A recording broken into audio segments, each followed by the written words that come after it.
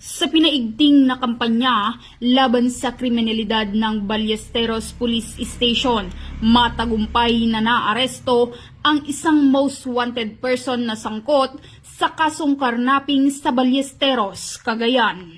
Kinilala ang suspect na si alias Donnie, 32 taong gulang, walang asawa, isang laborer at residente ng Ballesteros, Cagayan. Pinangunahan ng Ballesteros Police Station sa pamumuno ni Police Captain Jim Palatao, Hepe katuwang ang 203rd Regional Mobile Force Battalion, 2nd Provincial Mobile Force Company, Provincial Intelligence Team, Cagayan North Regional Intelligence Unit 2, Provincial Intelligence Unit, Drug Enforcement Unit at Cagayan Provincial Highway Patrol Group.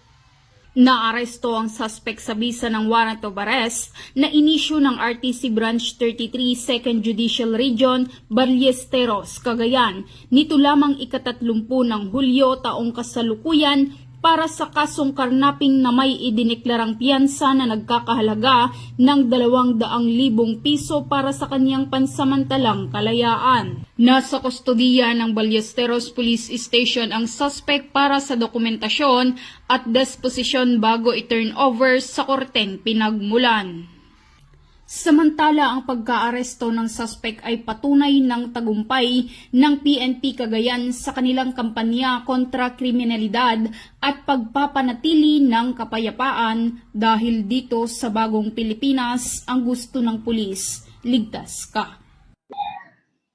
Mula dito sa Lambak ng Cagayan, ako ang inyong Police News Network Correspondent, Patrolwoman Wendy Rumbawa, alagad ng batas, tagataguyod ng balitang pulis.